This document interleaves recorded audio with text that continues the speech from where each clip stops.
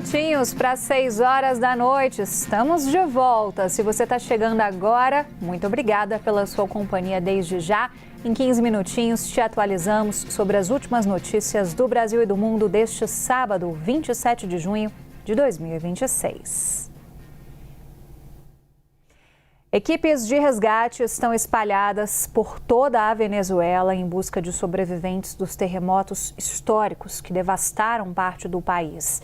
Já são 1.430 mortos e mais de 3.200 pessoas estão feridas, segundo as autoridades locais. Em La Guaira, uma das regiões mais atingidas pelos tremores, equipes de resgate vindas da Espanha resgataram uma idosa que ficou quase 72 horas presa embaixo dos escombros. Os socorristas levaram a senhora para uma ambulância onde ela recebeu outros cuidados. Depois do sucesso da operação, o grupo comemorou. Ainda em La Guaira, resgatistas de El Salvador salvaram uma adolescente de 15 anos que ficou presa com o próprio cachorro em um prédio que desabou. A menina foi vista celebrando o resgate. Os dois estavam no 9º andar de um edifício e foram encontrados depois de equipes quebrarem diversas paredes de concreto. E ainda mais histórias. Uma mulher deu à luz logo após ser retirada de uma construção que desabou. Uma cirurgiã plástica que estava no local foi a responsável por realizar o parto de emergência. Médica e paciente foram aplaudidas pela comunidade em meio à tragédia. Depois de 26 horas de desaparecimento, um pai encontrou ainda a mulher e o filho de 4 anos nos escombros de um prédio. Os dois ficaram em um pequeno bolsão de ar após os tremores. E agora a família busca um lugar seguro para ficar. As equipes de resgate trabalham contra o tempo para que a gente tenha mais histórias com um final feliz como essas que a gente te contou. Elas estão no final da chamada janela de ouro, que é o período de até 72 horas, em que há mais chances de você encontrar sobreviventes. Depois disso, as chances de sobrevivência sem uma fonte de água diminuem. Em muitos lugares, vizinhos estão ajudando nos salvamentos por causa da demora na chegada de socorristas.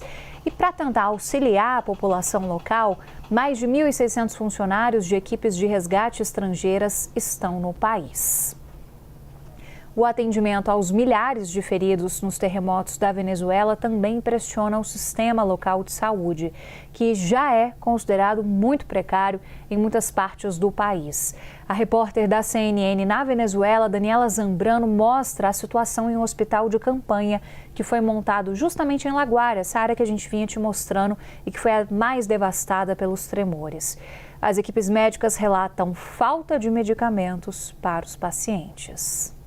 Hola, ¿qué tal? Encontrámonos en un terminal de transporte terrestre de Catia La Mar, un povo totalmente destruído no estado La Guaira, que han instalado estos centros hospitalares improvisados para atenção de traumatologia, também para pessoas grávidas. Eles estão a precisar medicamentos para grávidas, vitaminas, também baterias, precisam hipertensivos para a atenção e precisam ajuda humanitária.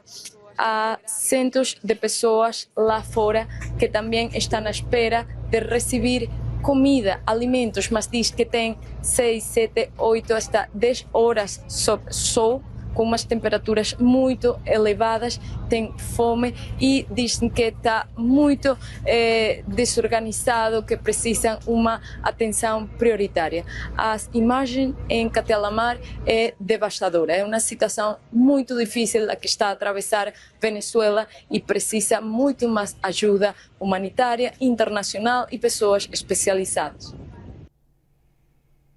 Ainda em La Guaira, teve uma outra cena que chamou a atenção. Moradores saquearam lojas, armazéns e mercados em busca de suprimentos. Grupos entraram em prédios danificados para pegar comida, água e roupas.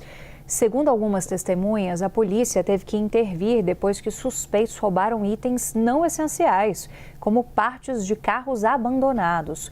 O governo local distribuiu cerca de 2.600 toneladas de comida na região. Além disso, a presidente interina Delcy Rodrigues anunciou a mobilização de forças militares em La Guaira. E ainda nos destaques internacionais, um navio petroleiro foi atingido hoje por um projétil no Estreito de Hormuz, em meio a tensões entre Estados Unidos e Irã. Essa informação foi confirmada pela Agência de Segurança Marítima do Reino Unido. Segundo o órgão, houve danos na cabine de comando, mas ninguém da tripulação se feriu. Não foi informado que tipo de projétil atingiu a embarcação. O incidente acontece após os Estados Unidos atacarem alvos dentro do território do Irã. Durante uma semana, um drone iraniano atingiu um navio de carga, também no Estreito de Hormuz. Outros 3 drones foram derrubados por forças americanas. Os 2 países trocam acusações sobre violações do acordo provisório de cessar-fogo, que foi assinado há 2 semanas. No último fim de semana, delegações se reuniram para negociar um documento final que deve incluir cláusulas sobre o programa nuclear de Teherã e sobre o alívio de sanções de Washington. E o Hezbollah rejeitou um acordo preliminar entre Israel e Líbano. Notícia que é destaque no site da CNN Brasil. O líder do grupo, Naim Qassem, disse que o pacto assinado ontem representa uma humilhação. Palavra forte. Esse documento preliminar prevê a retirada gradual de Israel de algumas partes do sul do território libanês. Mesmo assim, as forças continuam em uma zona de segurança ampliada à medida que se aguarda a implementação completa do acordo. Também hoje, um ataque com drones israelenses atingiu a mesma região, apesar de um outro cessar-fogo que também já está em vigor.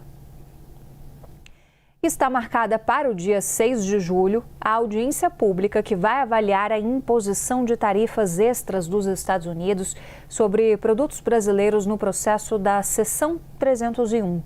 A maioria das entidades inscritas para essa reunião é contrária à medida. O levantamento da Confederação Nacional da Indústria, a CNI, mostra que das 80 manifestações apresentadas, 66 defendem o Brasil. Segundo dados públicos do Escritório do Representante de Comércio dos Estados Unidos, dessas 66 manifestações favoráveis ao Brasil, 36 foram enviadas por associações norte-americanas e 30 por entidades brasileiras. Por outro lado, 14 manifestações apoiam a adoção das tarifas extras.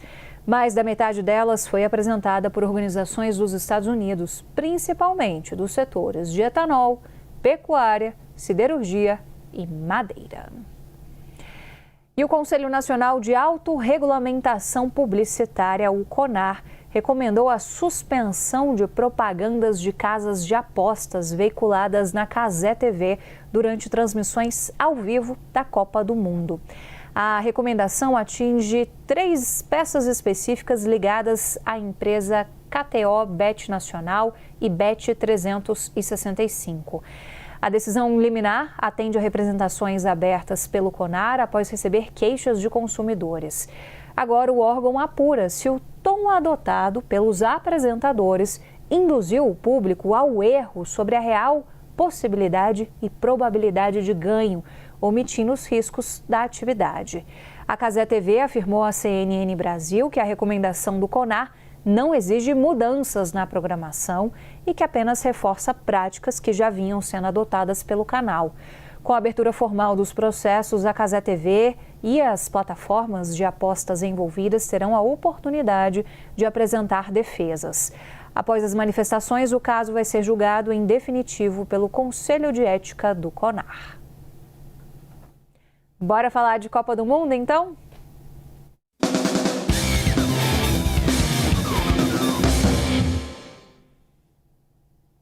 Seleção brasileira está no esquenta, segue na preparação para o duelo na próxima segunda contra o Japão.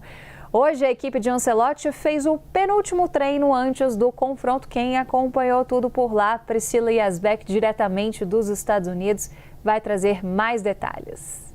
A seleção brasileira realizou seu penúltimo treino antes da partida contra o Japão na manhã deste sábado, aqui no CT Columbia Park, em New Jersey. Apenas Rafinha estava ausente, ele que continua se recuperando de uma lesão na coxa direita. Os outros 25 jogadores treinaram normalmente. Inclusive Neymar, que no início dos treinamentos aqui nos Estados Unidos vinha fazendo atividades específicas, mas que desde o final de semana passado tem treinado de forma integral e completa junto com o time. Ele que inclusive participou do segundo tempo da partida contra a Escócia. A delegação embarca nesta tarde de sábado a Houston, no Texas, uma viagem que deve durar cerca de 4 horas e no domingo pela manhã já realiza o seu último treinamento antes do confronto com o Japão no Texas. Sobre o time, a tendência é de repetição, então Carlo Ancelotti deve manter a base que fez 3-0 contra a Escócia. No gol, Alisson. Na defesa, Danilo, Marquinhos, Gabriel Magalhães e Douglas Santos.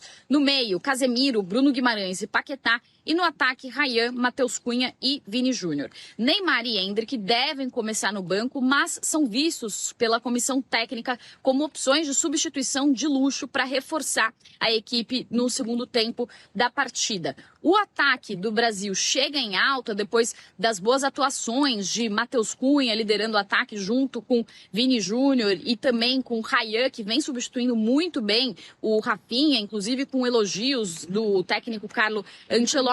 Mas o Japão é uma equipe muito organizada, taticamente, muito disciplinada e não permite erros. Portanto, o sistema defensivo do Brasil vai precisar de uma atenção redobrada. Priscila Yasbeck, de New Jersey, para a CNN Brasil. E dá-lhe chuva por lá. E hoje tem Colômbia e Portugal se enfrentando em Miami num duelo que vale a liderança do Grupo K. Partida vai ser às 8h30 da noite por lá e o Bruno Rodrigues vai trazer todos os destaques desse confronto. Portugal e Colômbia fazem neste sábado, aqui em Miami, um dos jogos mais aguardados da fase de grupos da Copa do Mundo. As seleções definem a terceira e última rodada do Grupo K do Mundial. E a situação da chave é a seguinte: os colombianos lideram com 6 pontos, seguidos por Portugal, que tem 4. A República Democrática do Congo tem apenas 1 ponto e o Uzbequistão ainda não pontuou. Se Portugal vencer, assume a liderança do grupo. Em caso de empate, os portugueses asseguram também a segunda colocação, com a Colômbia na liderança. Mas o técnico da seleção de Portugal, Roberto Martínez, disse não se preocupar com a posição em que Portugal vai encerrar esta fase de grupos.